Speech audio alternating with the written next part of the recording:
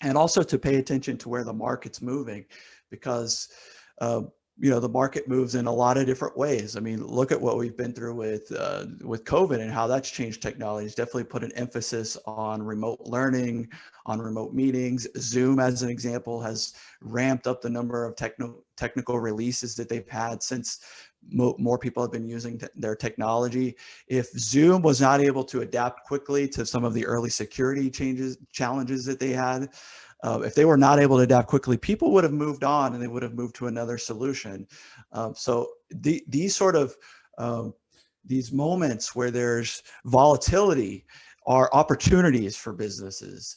And so that is why it's so why it's so important for you to be able to adapt in those times. So so it could be tough to know when to let's see, how do you make sure your tech doesn't become irrelevant? So yes, I've talked about this quite a bit. Be agile, make sure you integrate agility and resilience into your culture so that you can move quickly and adapt to market changes. Startups that pivot the fastest, excuse me, startups that are able to pivot the fastest have a distinct advantage in the market.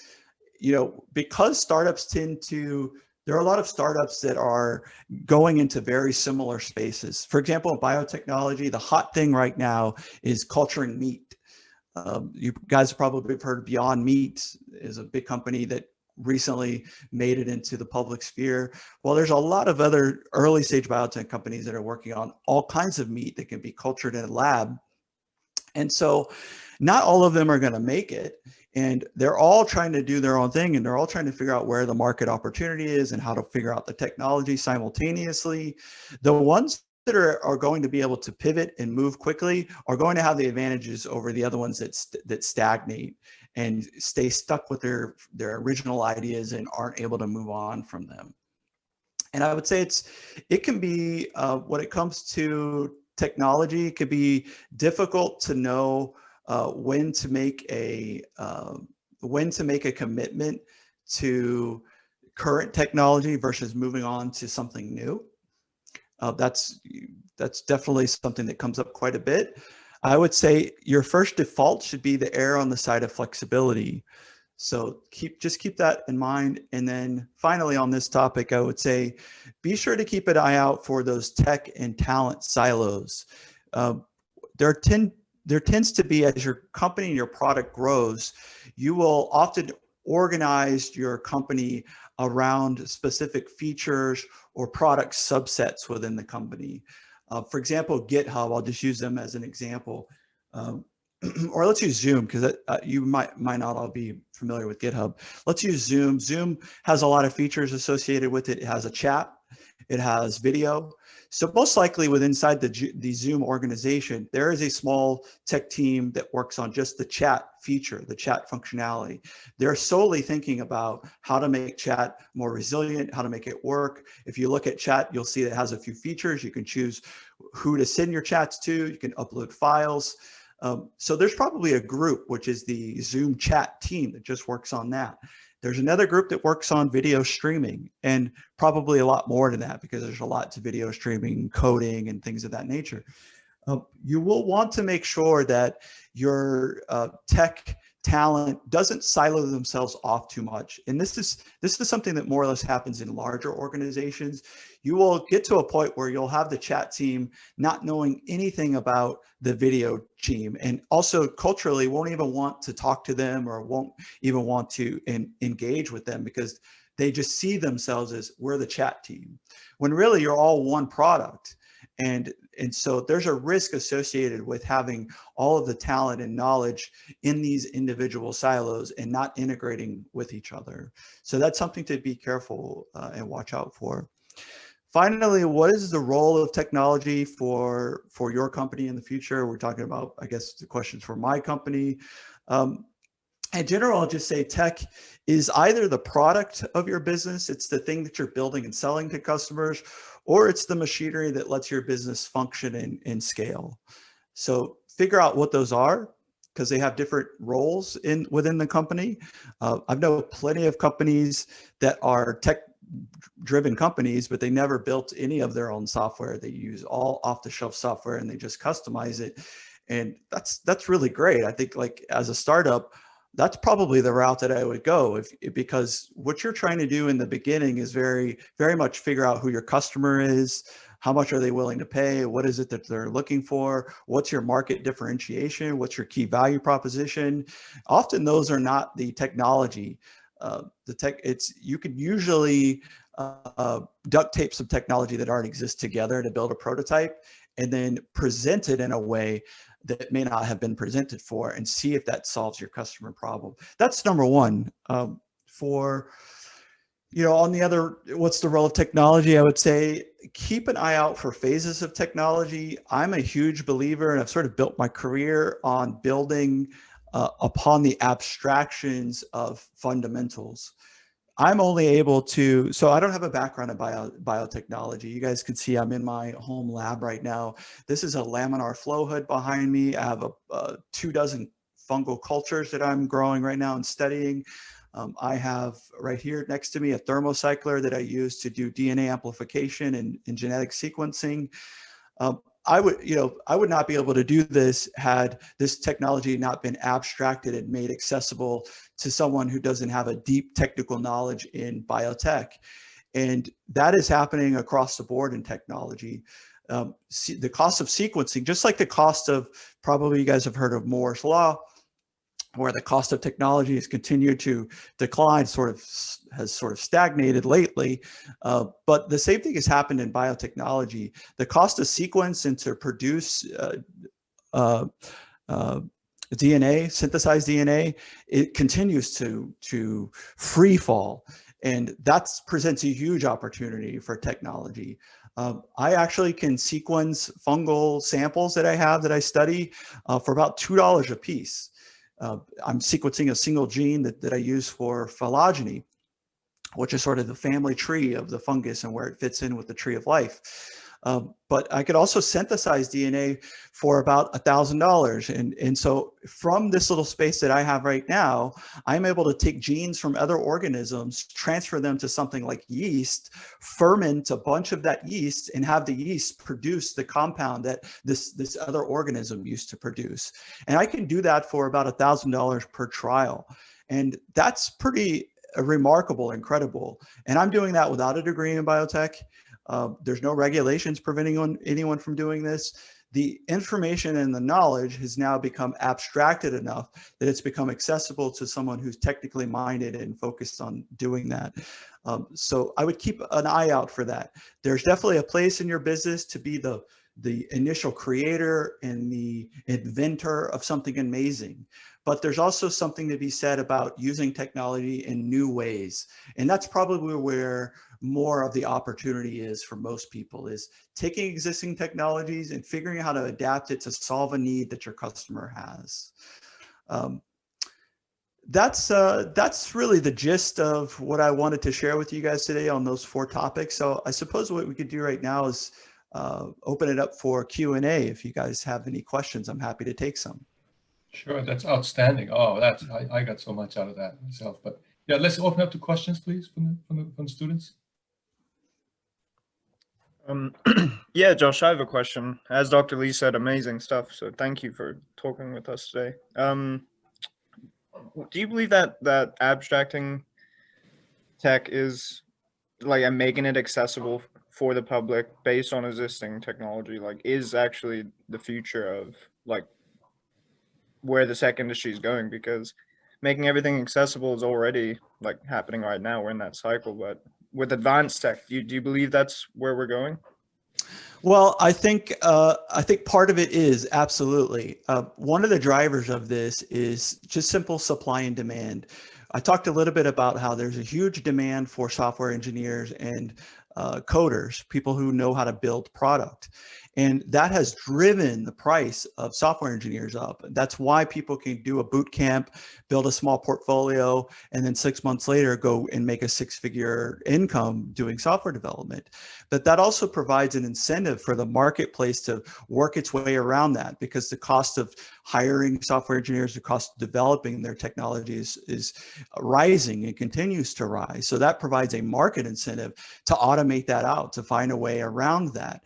And so as a result, you're seeing companies like Airtable, for example. Airtable is a business-friendly way of building a database.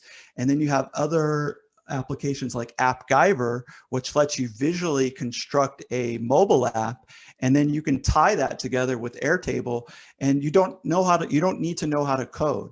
So we're getting to a point where business people who don't necessarily have a software engineering background can take these different platforms that have been built for business users, plug them together, and now they can build an app, and they never had to hire a software engineer.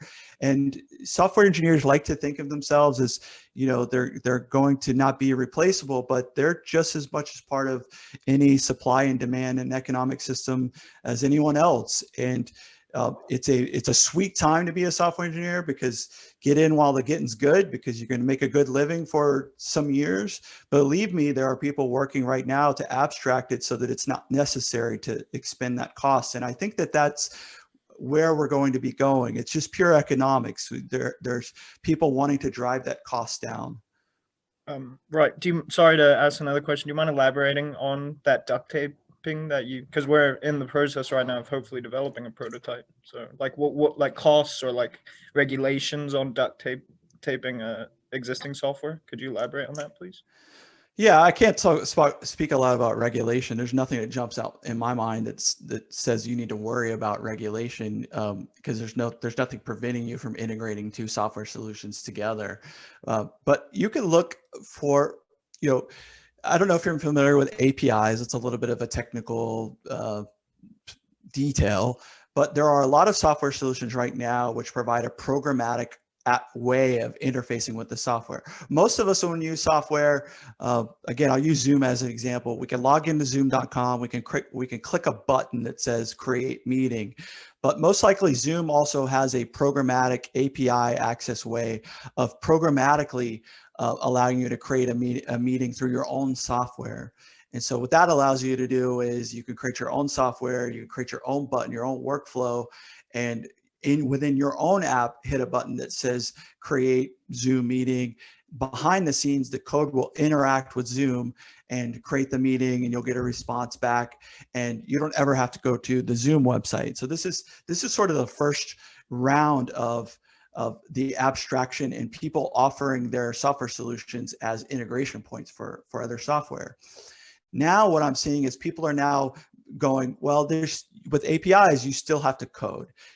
Even though we're making all of our product functionality accessible through this interface that you can write software against, it's still a little bit out of reach for most non-technical people. So we're going to allow software to talk to other software, but through their nice user-friendly interfaces. And so there are a lot of things if you just do a search in the search engine for no code platform or no code app development, you're going to see a handful of apps, software platforms out there. They're going to allow you to build not super technical, because that's where we're meeting the edge of the technology. If you really, again, this is the build versus buy. We always come back to that. If you want that custom tailored solution that has that feature that doesn't exist out there, you may have to build that. But do you build the entire thing, or do you duct tape some things together and then you tack on a very small component, because that will also drive the price down? I have two questions. First is, what was CRM? I think is a cost revenue model. Good question. So that's customer relationship management. So let's say you have a business where you sell widgets, and you have a large sales team of about 100 salespeople that are making calls and trying to generate leads so that they can sell those widgets to the customers, the widget that you provide. They need a way to track all of their leads. They need a way to track all of those contacts. As the owner, you need a way of monitoring the success that your sales reps are having.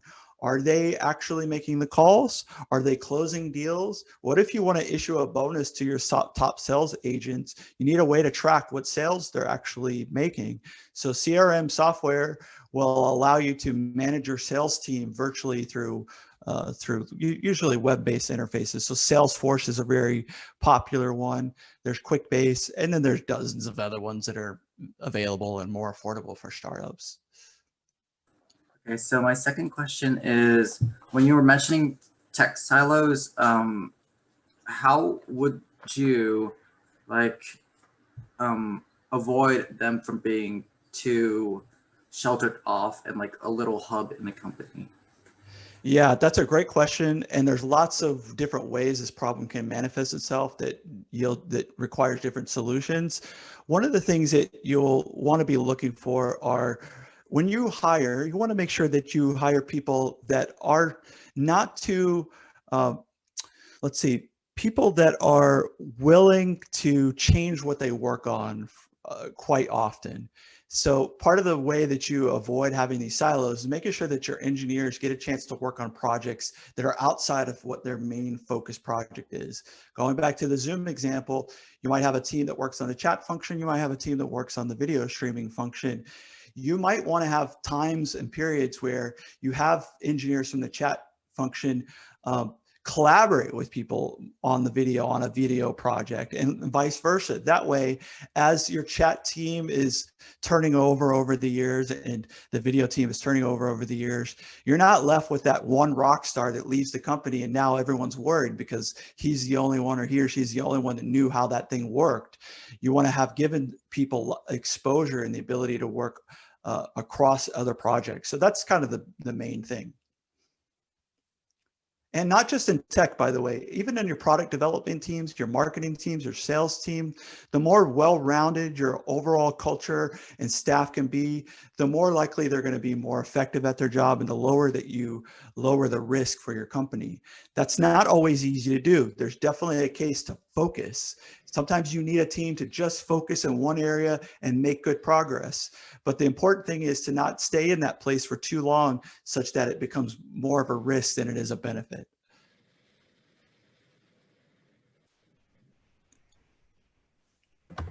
Maria? Yeah, go ahead, Maria.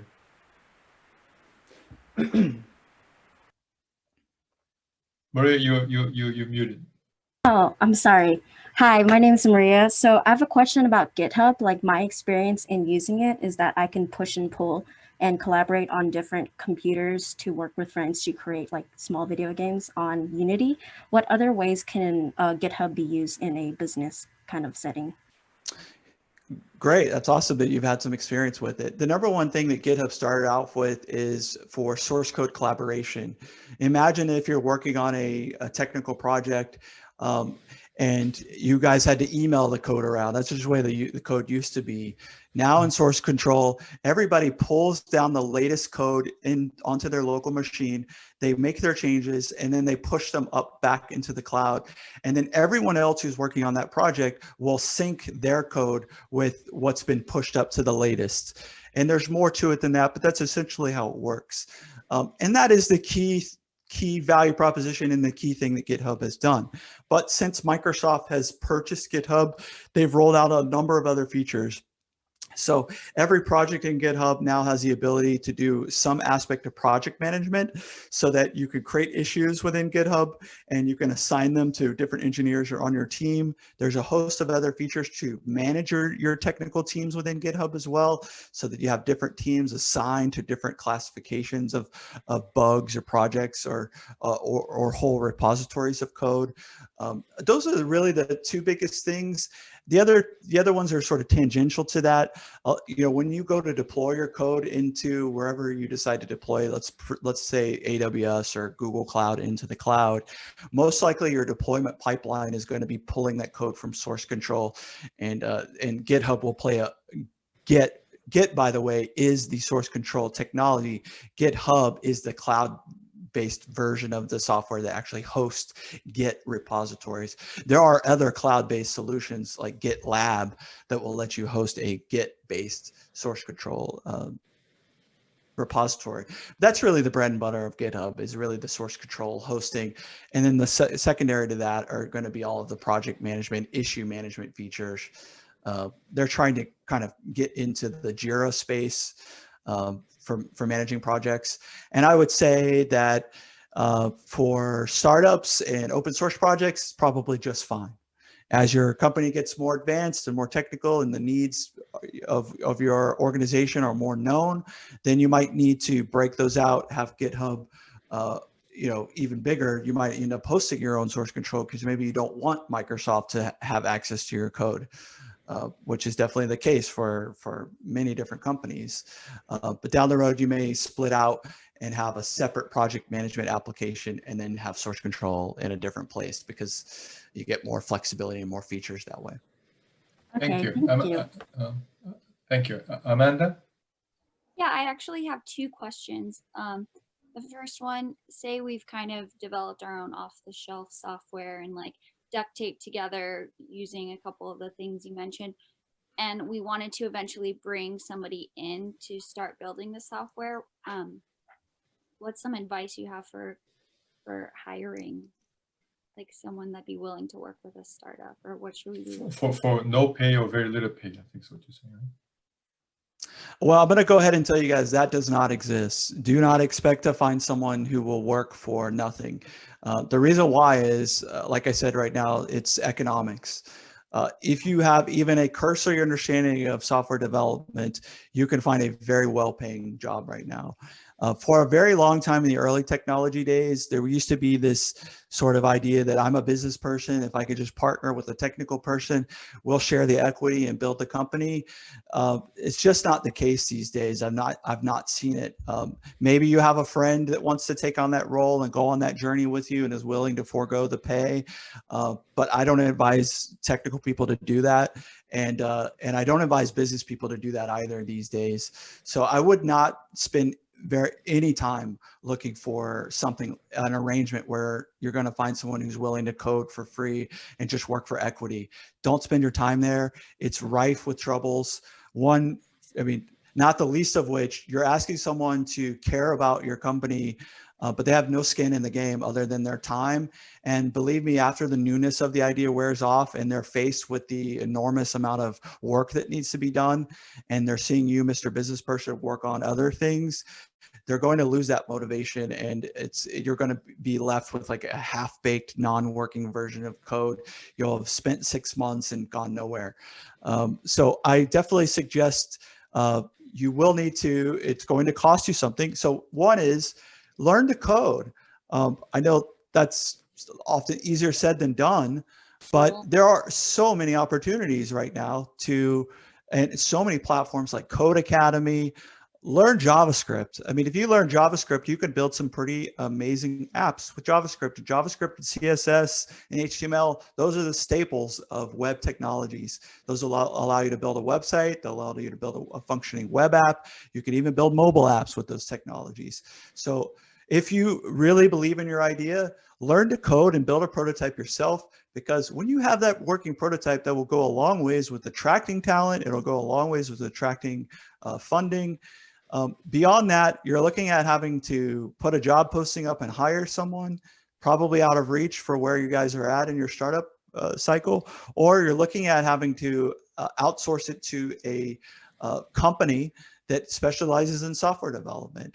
And the cost really is dependent on how much work you want to do. But there's also a tremendous amount of advantage to hiring a consulting company that has teams of engineers already. They're going to help you with the project management. They're going to help you narrow down what the MVP requirements of your idea should be.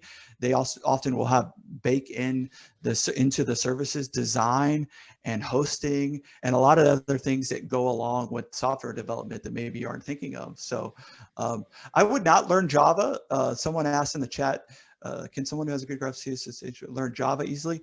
Yes, you could learn anything easily, but which one should you, or you could learn any of these. CSS and HTML are not programming language. They're markup language. They're called languages, but they're really markup.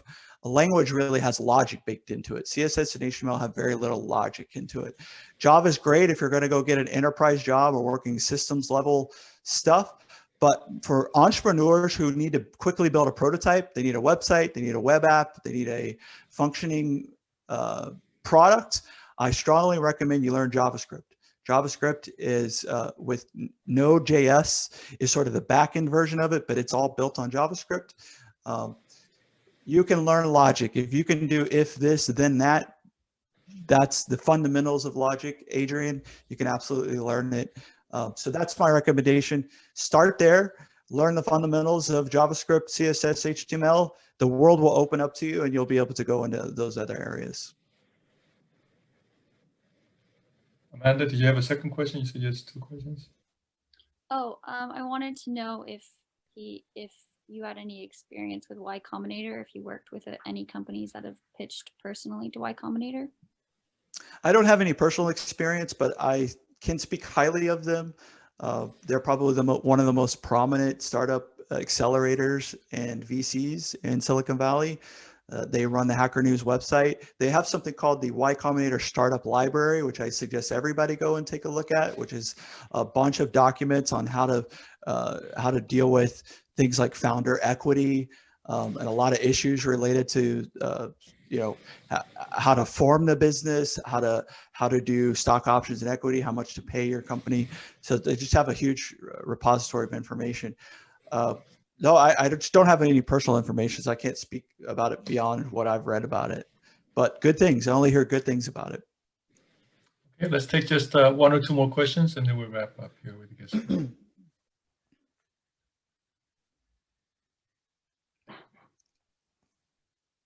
Is that it? Okay. Well, I kind of want to know more about his lab right now. Who are some of your competitors that are also looking into this at the moment? I'm a big fan of Tim Ferriss, and I know he like always speaks highly of psychedelics being used for medicinal things.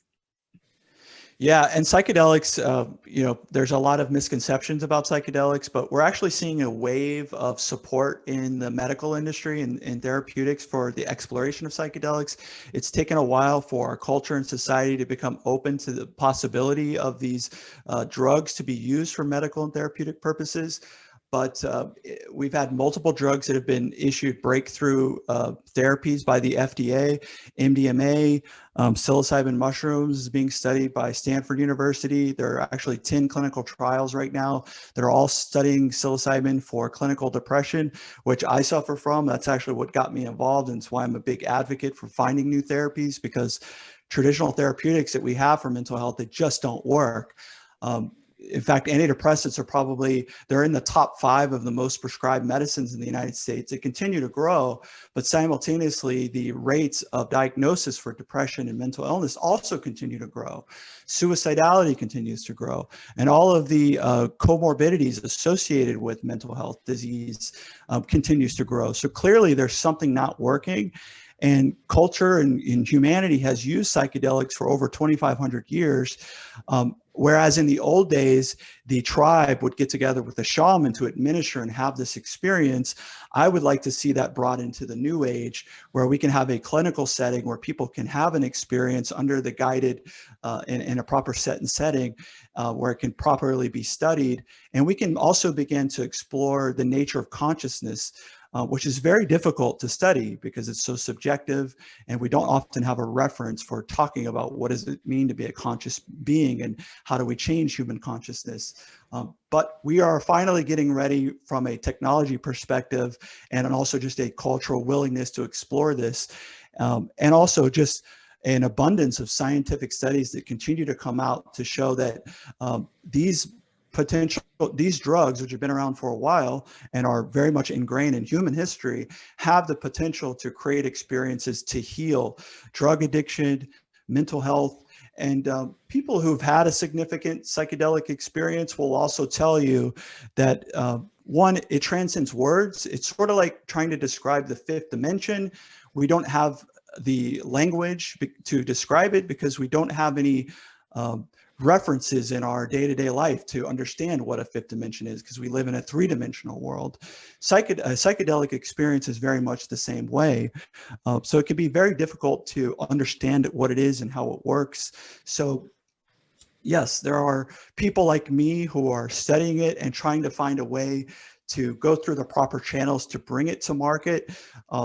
Because I do think that it's another tool in the toolbox that's very much needed. And I think beyond mental health, it will actually, scientists and mathematicians in history have used psychedelics to think about problems in new ways. So I think the potential for not only health, but just breakthrough discovery in science and understanding how the brain works it offers a new pathway of innovation in that area as well. So I'm super excited about it. By the way, can I plug my website and everything? Because I'm sharing all of this entire journey. Sure. So my biotech company is called EverymanBio. I'm on Instagram at EverymanBio. EverymanBio.com. And I also do a podcast where I interview people in biotech, a lot of DIY biotech people that are doing amazing things. And pretty soon, a lot of doctors that are doing psychedelics research. So I have this podcast on iTunes. It's the Everyman Bio podcast, and on YouTube. So definitely go and check those things out. I'm sharing my journey with learning synthetic biology as someone who's an outsider. And I just had, one of my first big milestones, which is I sequenced my own fungal DNA. And then the next milestone I'm working on is to genetically modify yeast to produce a psychedelic for therapeutic purposes. So I'm sharing that entire journey so that people can see that this is something that doesn't have to just live in academia and in these labs. These are things that anyone who wants to learn can learn it. Just like if you want to be a software engineer, you don't need to go and get a 4-year degree. There's a place for that. I'm not saying I'm not against it, but if you have the willpower and the focus, you can self-learn how to become a software engineer, just like you can self-learn how to become a synthetic biology engineer. Okay, thank you very much. I think we are out of time. Was there one last question that someone really wanted to get in before we wrap up? Christina, go ahead. All right. I wanted to ask, when you're talking about psychedelics, would that include like DMT? My cousin is a chemist and he created DMT just from his kitchen. Yes, it includes DMT, it includes LSD. The ones that have been studied in clinical trials are LSD, DMT were studied in the 60s and 70s, and then for political reasons, all of the research was shut out. Now, MDMA, LSD, MDMA, psilocybin, all of the sort of staple psychedelics are now being studied in a clinical trial, and the FDA has become more open to, and because of the documentation, the studies that have come out from the most of the studies are done on terminally ill patients who are facing their end of life, and they're dealing with mental health issues related to that. And there's just an overwhelming amount of evidence that shows that having a controlled experiment in a guided setting is instrumental in helping them deal with their terminal illness. So yeah, it's absolutely included in that. Okay. Well, certainly, Josh, you blew my mind. You opened up my mind to so many different concepts that I certainly hadn't thought about, and I'm sure same thing with our students. So really appreciate it. I made quite a few notes as well, and I'm actually I had been learning coding, but I hadn't learned JavaScript. But certainly something I think I'll be taking up as well in all my spare time, because I have a lot of those, right? Actually not. All right, so thanks very much, Josh. Really appreciate it. And can we give him a great round of applause, everybody? Let's use our digital hands or real hands. And so, yeah, there we go. Okay. Thank you, everybody. Good luck to you all. Thanks very much. Godspeed. All right, have a great weekend. Bye-bye. You too. All right, bye-bye.